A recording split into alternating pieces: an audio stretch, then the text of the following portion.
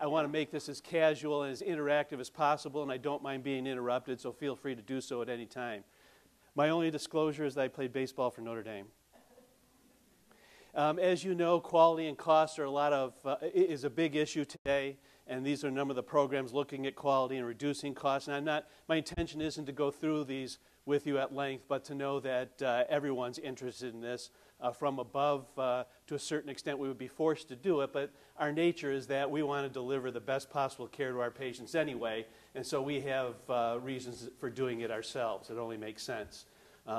Those of you who understand economics, I don't. When I was a freshman at Notre Dame, I had to drop economics because I flunked the first test, and I wouldn't be here to talk to you today if I kept trying. I couldn't get past supply and demand. But value-based purchasing benchmarks are there, and we're being monitored from above to look at performance. This one didn't come out too good. And again, this is a long laundry list of reasons or issues associated with readmissions and surgical complications, which we're no longer going to be reimbursed for. And as you know, complications are costly. From this study in 2012, on the average, $18,000 per case. So colorectal surgery is characterized by complications, even in the best of hands. If you've got a complication rate of 15 to 20%, you're doing pretty good. Our worst complications are very costly. It's a conservative estimate that an anastomotic leak costs over $100,000. And obviously, complications extend length of stay. This isn't rocket science. On the average, from this study, almost 10 days. So why enhance recovery? Decreasing complications will benefit the patient, the hospital, and the payer, and will improve quality of care. And I have to be honest with you, the only reason I put this in is John Sweeney was a surgeon at the University of Michigan for a long time and played football for Notre Dame.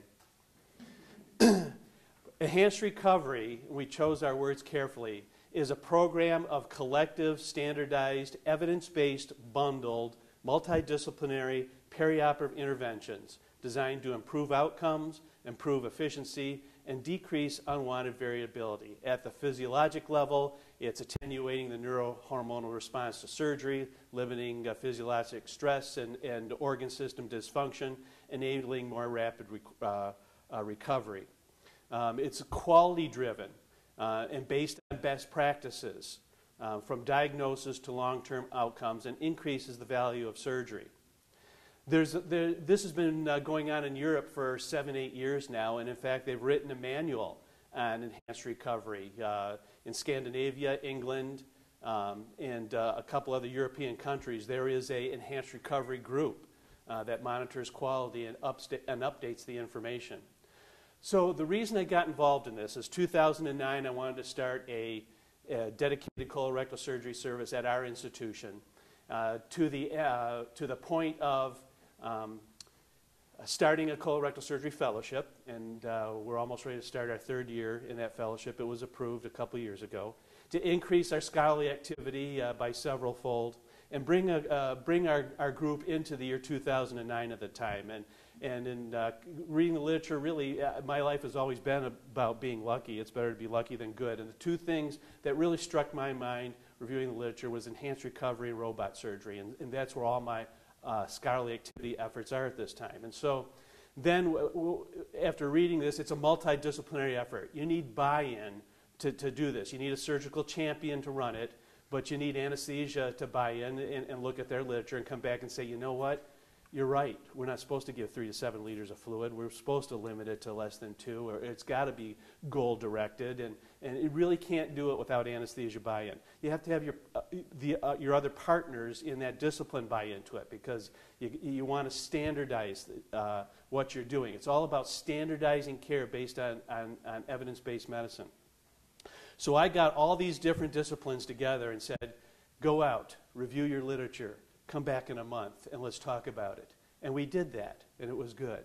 And we did that every month for a year before we actually implemented the program. So our nutritionist, Joan Zirkan, went out and reviewed the literature on nutrition, identified what they were using in Europe, said, what can we do over here? Because we're going to have our patients drink carbohydrate loads before they come in for their surgery, because it's going to decrease muscle wasting, they're not going to be as dehydrated. We had to have anesthesia buy into the idea that they could drink in liquids up to 2 hours before surgery. And so there was a lot of those workings all had to come together. There are 16, now 17 key components. And I should preface this by saying that the reason I titled this talk Lessons Learned is that you're going to have a few bumps in the road along the way. And as I'm going to point out later in this talk, my biggest bump in the road was underestimating what it takes to take care of a patient after they're discharged from the hospital. But these are the main 16 components. I'm going to go through most of them with you. Pre-admission patient education is a big one. I added number 17 at the bottom, discharge planning rounds. After the residents make rounds, and we make rounds in the morning, we get together at 8 o'clock and we go through the whole colorectal surgery service, and with special attention to discharge needs, because those are the issues that we identify are most difficult to put together in enhanced recovery.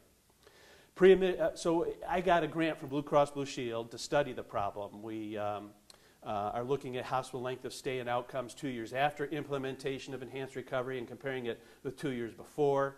I'm presenting my data at the Michigan Surgical Quality Collaborative in a couple of weeks.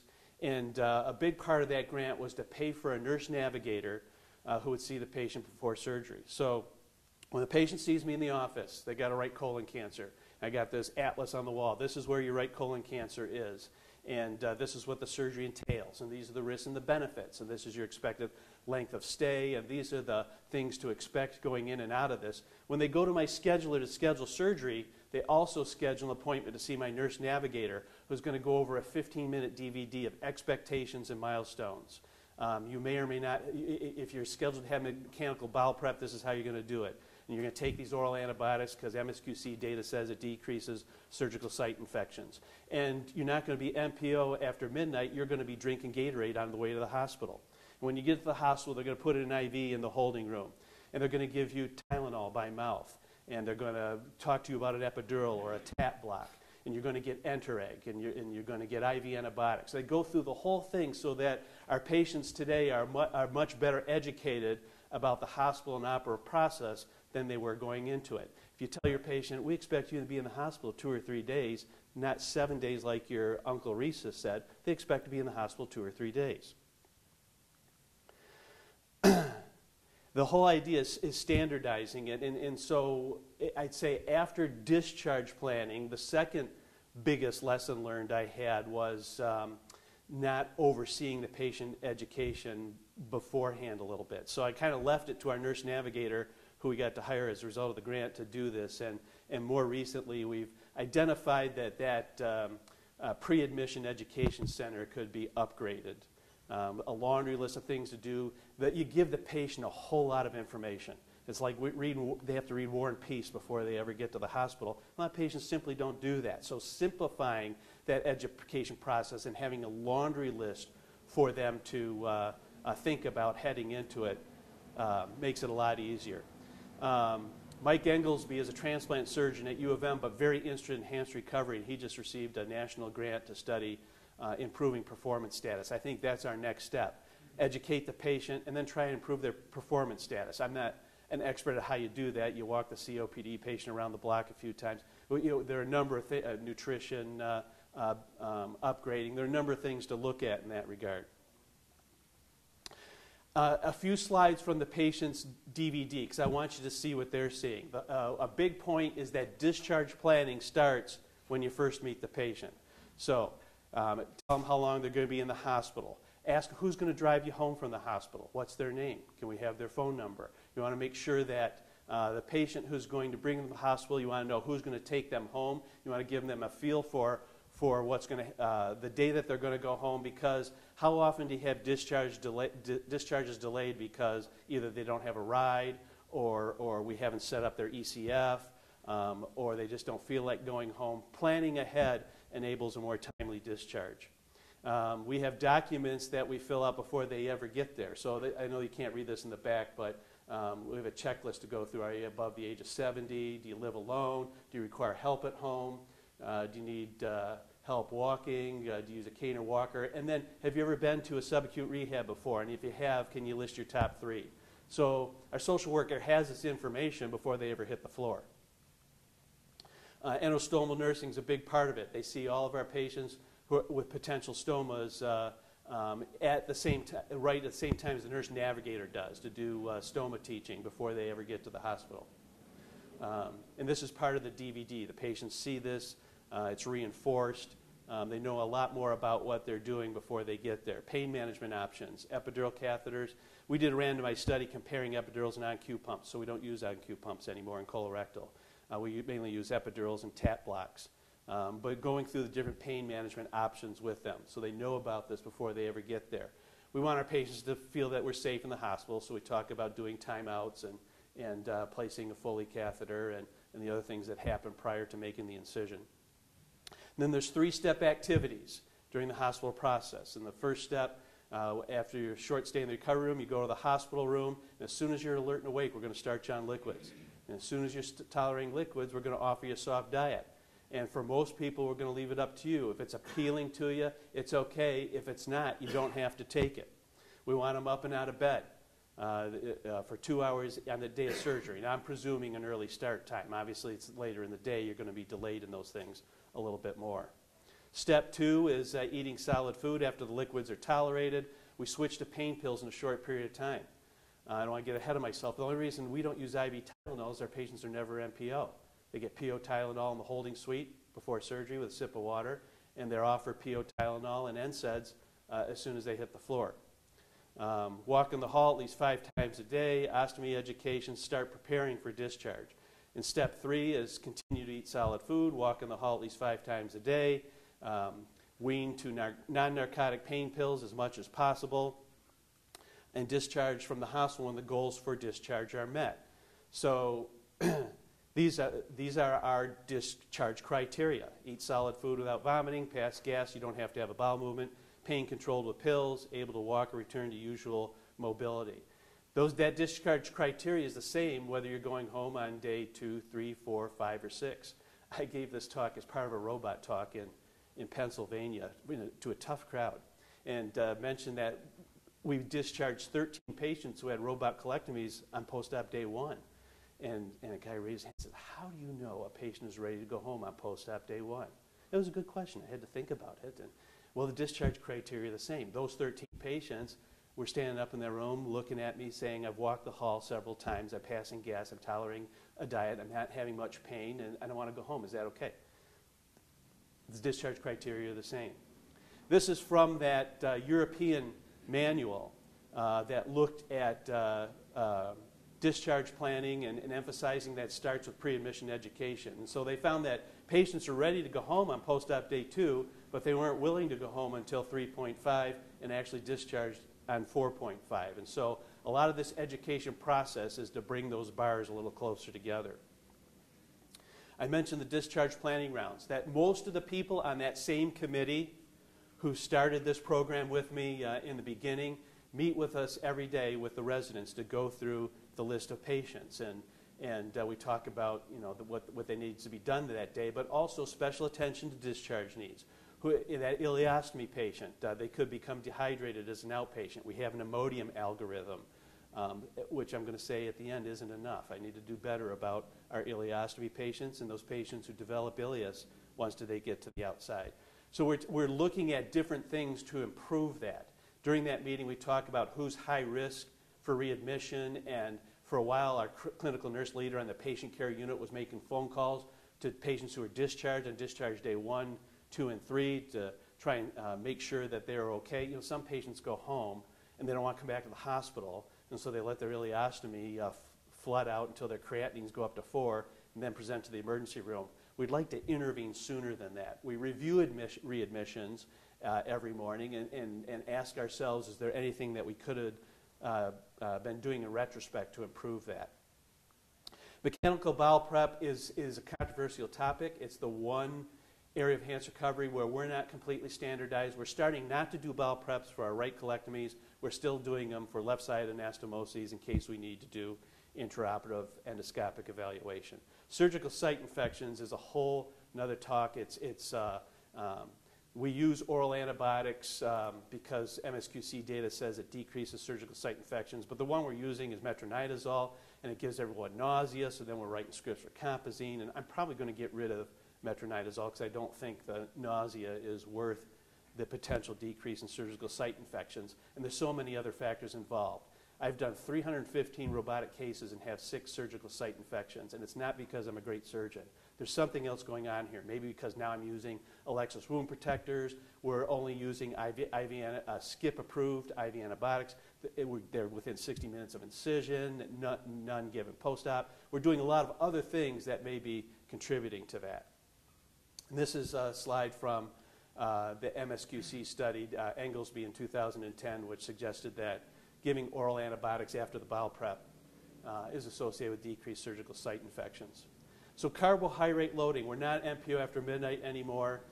If I had to identify a number of things within this program that before analyzing the data subjectively, I feel like it's really helped our patient population, this would be one of them.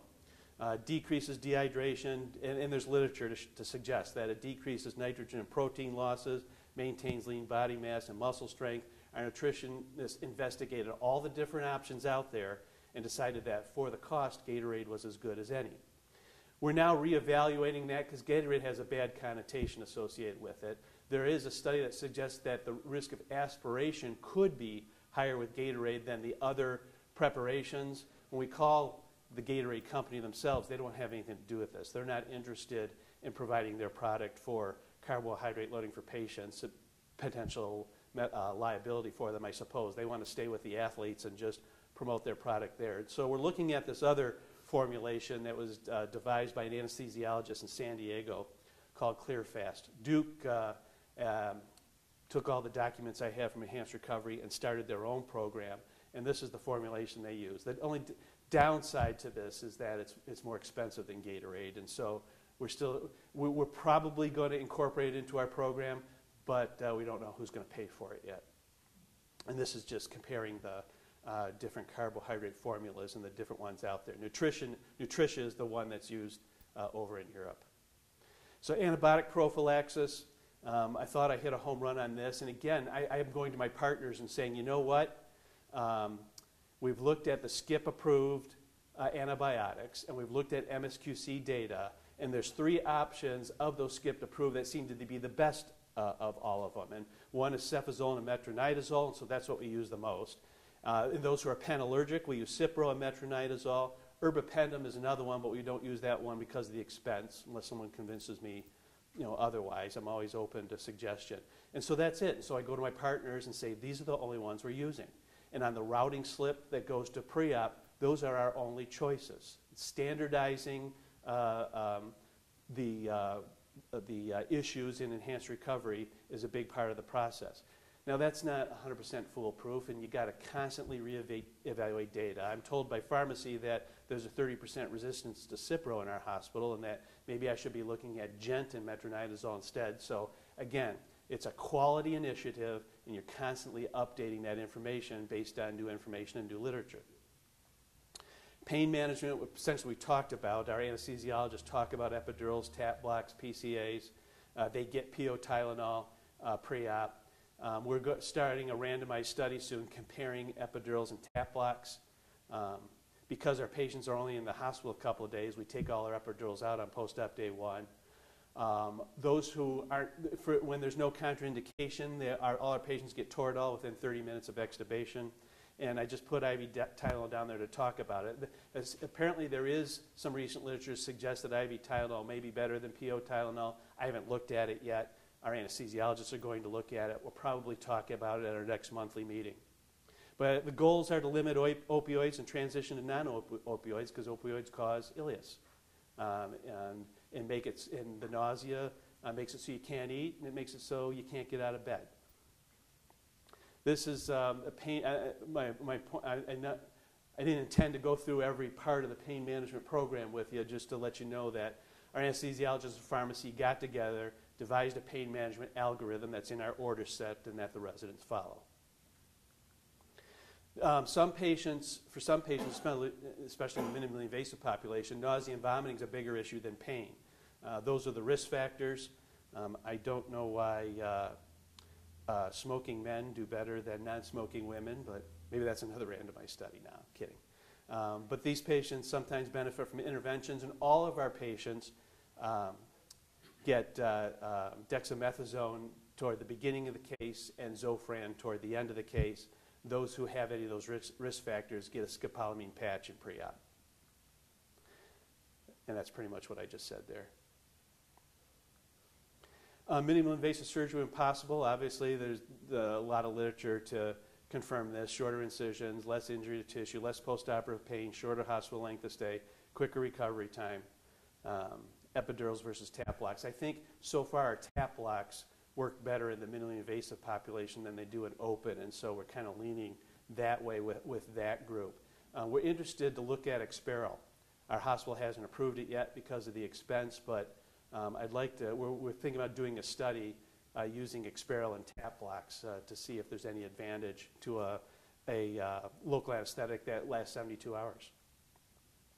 Normothermia, again, as you're getting a feel for it now, a lot of things enhance recovery you already do. You put warming blankets on the patients in the OR and prevent hypothermia. What we've done is put it all together and standardize it. Euglycemia needs more study. We have another one looking at that.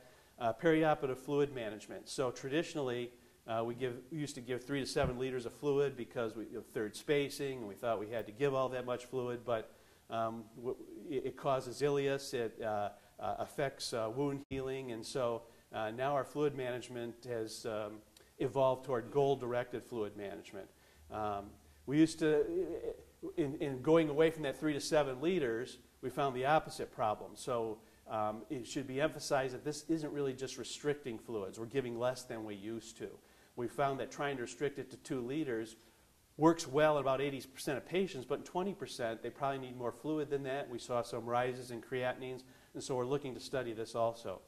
This is a little finger, what it looks like a finger blood pressure cuff attached to a monitor.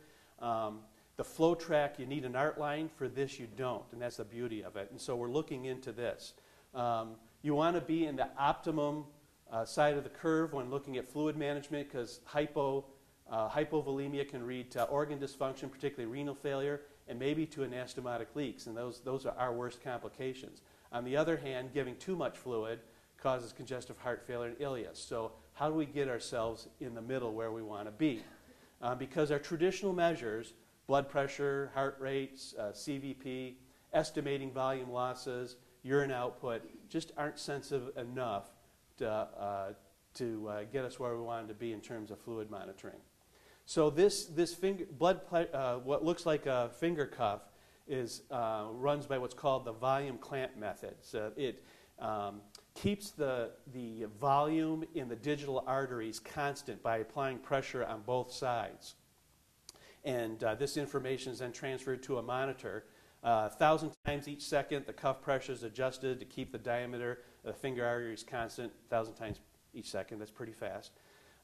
It generates waveforms that then can be measured. And so essentially what we're doing is measuring stroke volume and stroke volume variance in these patients on a beat-to-beat basis. That enables us to monitor them hemodynamically a little more closely. This is the Frank Starling curve that everyone's familiar with. We want to be right here in the curve. And so what we do is, we usually do this in the holding suite to start with. Now, give them 250 cc's of fluid over 5 to 10 minutes. Did they have an increase in stroke volume? If so, then they probably need more volume. If not, then monitor for clinical signs of fluid loss. So we have stroke volume and stroke volume variance. So we measured, when we first started out, we collected some data for a few of the patients we did this in. So this is the amount of fluid they got, and we measured stroke volume and stroke volume variance and what we did during the course of the case in terms of goal-directed fluid therapy.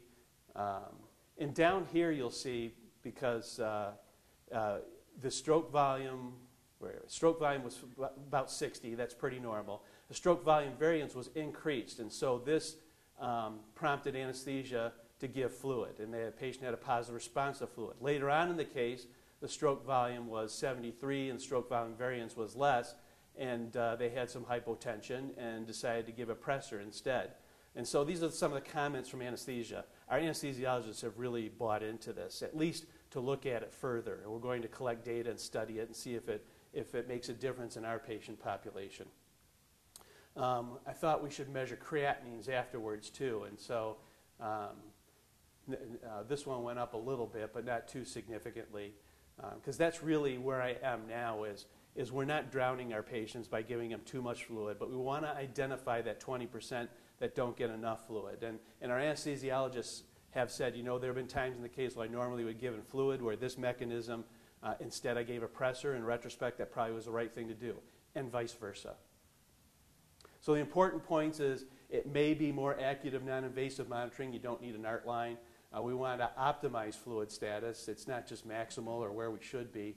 And it's continuous ring monitoring. It's not intermittent blood pressure or intermittent measurements of urine output. There's less guessing to this system, we think, so far. Foley catheters. We used to leave in colorectal surgery, we used to leave them in for 2 to 5 days. We now only leave them in 1 day. We take them out the first day. I was a little reluctant to take out Foley's the first day after a low anterior resection with all that pelvic dissection around the pelvic nerves. So we haven't collected the data yet, but subjectively we haven't had a problem. And I think the reason we haven't had a problem is because we wean narcotics in such a short period of time.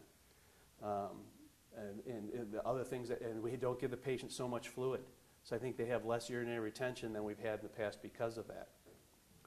So now the last parts of this program kind of come together.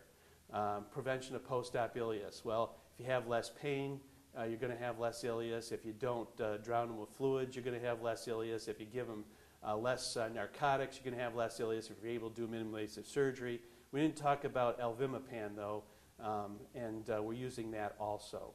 So this was another Michigan Surgical Quality Collaborative study. Michigan Surgical Quality Collaborative, for my last study, was composed of 52 hospitals in the state of Michigan. They're now up to 66. And they, it's a rigidly maintained database. By highly trained nurses entering the data, because remember, the data you pull out of a database is only as good as the data you put in. It's run by the University of Michigan and sponsored by Blue Cross Blue Shield, and there's strict external auditing of the data. This was a study comparing 462 patients who got alvimapan and 462 who didn't, and it showed that ileus was less and hospital length of stay was less than those who got alvimapan. So our hospital decided that, yeah, it's an expensive drug, but these savings address that cost. Early post-op feeling, we're not NPO until GI activity anymore. Like I said, they get liquids when they hit the floor and they're alert and awake. There's several parts of the program then that contribute to nitrogen balance and avoiding insulin resistance. And this is a big topic for Ali Lindquist in Europe, who helped start this program. That's his main scholarly activity and research interest. Early mobilization, if your pain's under better control, you're more likely to get out of bed. If you're not taking narcotics, you're more likely to get out of bed. And this is our protocols. Get them out 2 hours on the day of surgery and 6 hours every day after that until they're discharged. Part of the emphasis of the program is the patients participate in their recovery. We want them to think that they're a caregiver here also. And so they have a document they bring with them to the hospital with the major points of enhanced recovery. And this didn't translate into check boxes, but they have check boxes. They have this at the bedside, and they check the box when they do all the things in step 1, and step 2, and step 3. And when we make rounds as a unit, as a group in the morning, we have this document out. These are our plans today. It's part of our impression and plan. We also have a checklist that I devised when we started the program. It's part of the study. So the data that we're using for our Blue Cross Blue Shield funded study looks at hospital length of stay, which is administrative data, outcomes, which is MSQC data, and then for quality purpose, I devised a checklist to see what percentage of the time patients are participating in each step of the process. Because retrospectively, I'm going to go back and look at that and say, well, they didn't do as much participate. They didn't drink the Gatorade as much as I thought they would, or they didn't start liquids when they hit the floor as much as I thought they would. For quality purposes, I wanted to have a checklist to look at those things. And we bring up a lot of these issues at our monthly meetings. This is the second page to it. So when they get to the floor, the nurses are invested too. And that reminds me, you need anesthesia, you need the patient care nursing unit involved too, because they're huge in terms of the success of enhanced recovery. Spectrum in Grand Rapids tried to do this and couldn't pull it off because they didn't, the nursing staff and the patient care unit wasn't invested. And they'd say, what? I wouldn't eat that on post-op day one. Everyone has to be on the same page in terms of what we're doing. Home care is a big part of it. Now we're getting into the part that I didn't do a really good job preparing for. And this was my biggest lesson learned, is sending a patient home on post-op day 2 or post-op day 3. They have needs on the outpatient side, and is home care going to be able to address those needs, and is the office nursing staff prepared to take those phone calls? I didn't prepare them well enough. So a lot of what we're doing now is looking at home care agencies. We've narrowed it down to 1 or 2. Sometimes patients have preferences, and you have to address those needs. But home care comes to our monthly meetings to talk about the issues and what we can do to improve home care. And they have a list of things that they collect data on and call us based on a script of values outside of the norm. So we went live on Valentine's Day 2012. And our average length of stay for open laparoscopic and robotic put together was 6 days before we went live. We decreased that to 4.7 days. We've had over 200 patients discharged on post-op day 2. As far as our records will go, we can only find 8 who were ever discharged on post-op day 2 prior to that. And those 13 were the robotic patients I mentioned. We think, at least last time we checked the data, with no increase in readmissions, because that's important. You want to send patients out of the hospital if they're going to be bouncing right back. One of the things that's really made this a pleasant experience for me is the collegiality between the different disciplines. You find when you start a program like this that the nutritionists, the case managers, the social workers, they're not there just punching in clocks. They're interested in scholarly activity too. They want to do something that's on the cutting edge and that may be a better future for our patients. And so Joan Zirkan, our nutritionist, presented an enhanced recovery poster at her national meeting. And Karen Emery, our case manager in the patient care unit, did the same. And both of their presentations were very well received. So this is the study we're doing at this time. 2 years was up in this past February. It'll probably go through the summer, though, for a couple of reasons. Our aim is to compare outcomes of clinical interest, length of stay, post-op complications, readmission rates, reoperation rates before and after implementation of the study. I want to heavily emphasize, though, that though length of stay is our primary outcome, it's not necessarily an important outcome. It's not all about just getting the patient out of the hospital in 2 days. More than anything, we want to improve outcomes. And we think we're doing that. And decreasing hospital length of stay is a result of improving those outcomes. It's not the other way around. We make length of stay our primary outcome because it's our biggest number. It's administrative data. We can get you have to do a power analysis when you do a study to make sure that you have enough patients in the study to make it to make the power of the study so it's not underpowered and so that the data is reliable, and so that's why length of stay is the primary outcome. 310 patients before and 310 after. We actually, since we wrote up this study for the grant, have increased that to over 500 because we thought our power would be better. And the MSQC database, actually administrative data for length of stay, the rest of it is MSQC database, and the checklist is what I showed you before that I'm using for quality review. So again, so far, our length of stay has decreased from 6 to 4.7 days overall. We haven't had an increase in readmissions. Now this number looks high, and this is not MSQC, but administrative data that we did as a preliminary analysis. And what we found that there's some issues with our administrative data. So if I do a colonoscopy as an outpatient on a Thursday for a patient who's having an elective colectomy next Tuesday, they count that elective colectomy as a readmission. So the numbers aren't really that high, probably closer to 12 to 13%. And we could probably decrease it further. Duke's program, and they have a bigger infrastructure with a lot more help than we do. Not only their readmission rate is not only not more, they cut it down in half. So the success of this program depends on a multidisciplinary collaboration. Our committee meets monthly to address quality issues. It requires regular motivation from leaders, and we go out regular interval re-education of the staff. I go out to the patient care unit every few months to talk about how things are going and take advice from those who are at the ground level in terms of what we can do to improve it. It's a regular quality audit of the process should be done, and I'm just now getting administration involved in that. So we have a couple of administrators who have now started to come to our monthly meetings. We've thought about ways of incorporating enhanced recovery data into our patient care unit dashboard for monitoring the process that way, and all of this is going to lead to more scholarly activity in that regard. And interventions are based on that audit and new literature. That's my brood. My oldest played baseball for Kalamazoo College. He's taken the long road to wanting to go to medical school. Now he's at home taking organic chemistry and studying for MCATs. My second went to Michigan. His shoulder didn't hold up, and so he was in the business school, and he's working for Bank of America in Charlotte. My third graduated the Savannah College of Art and Design. She was a photography major.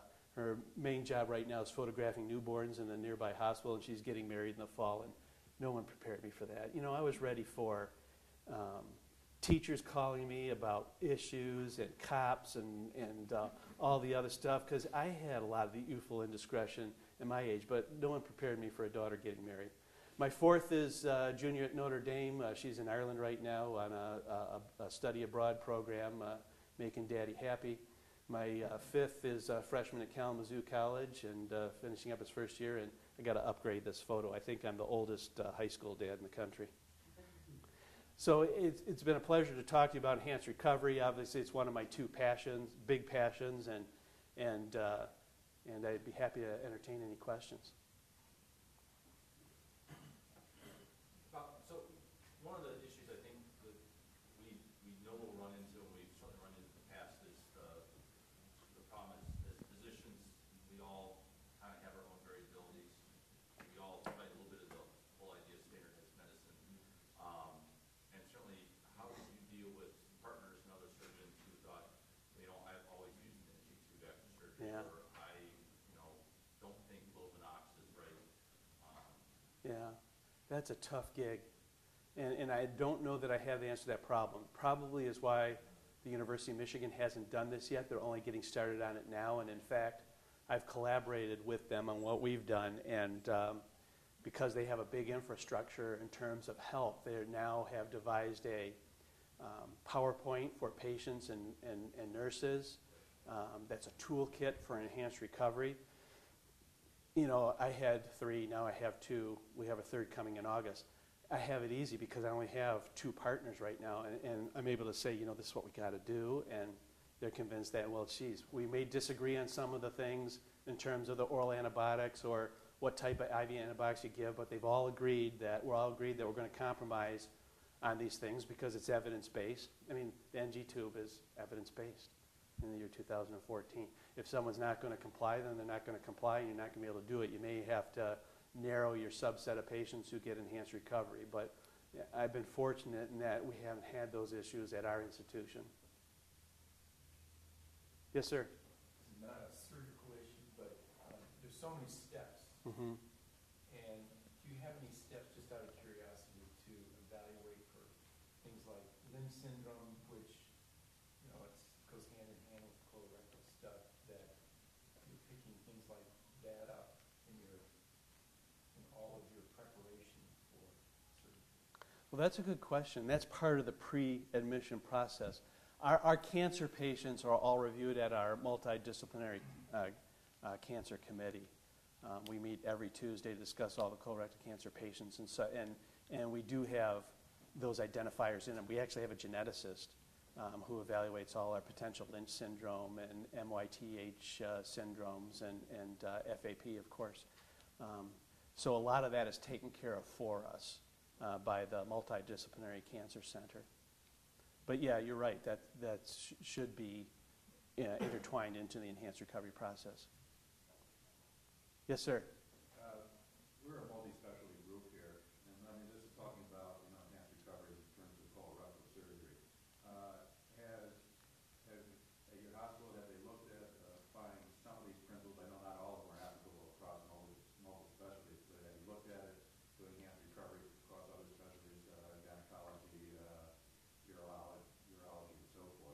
Great question. And gynecology is very involved with this on a national level.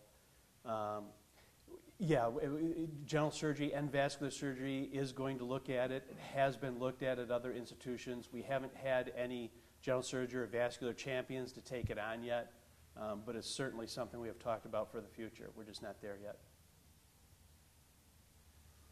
Yes, sir.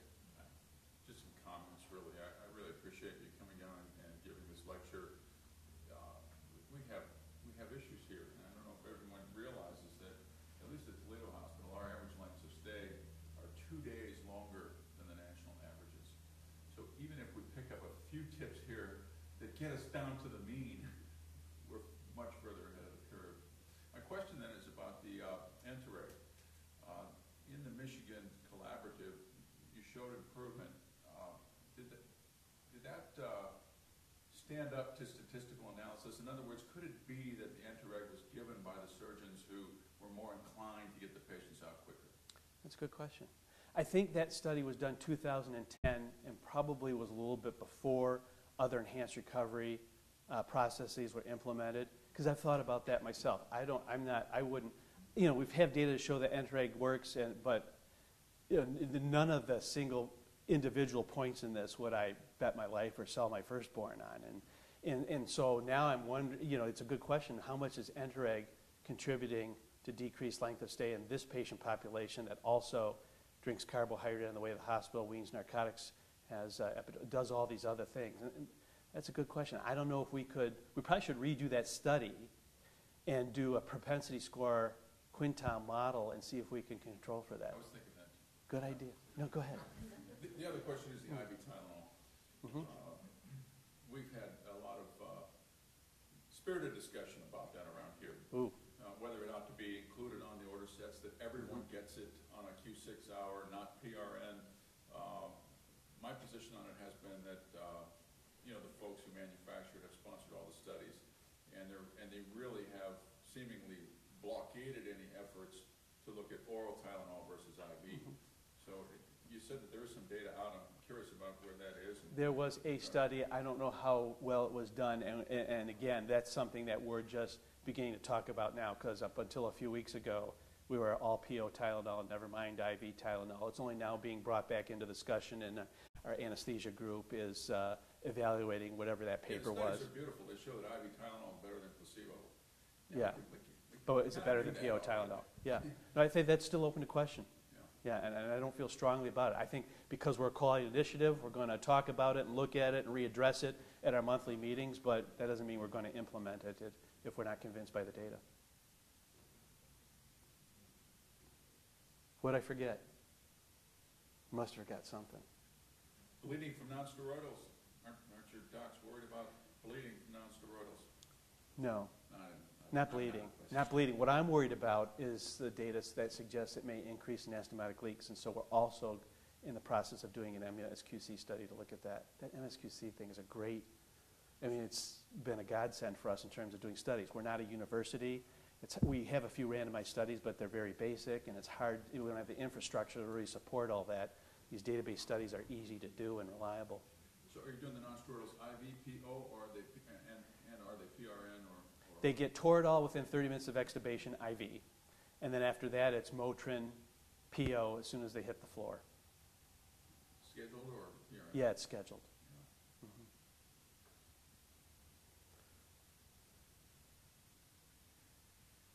Thank you. I really enjoyed this. Thank you.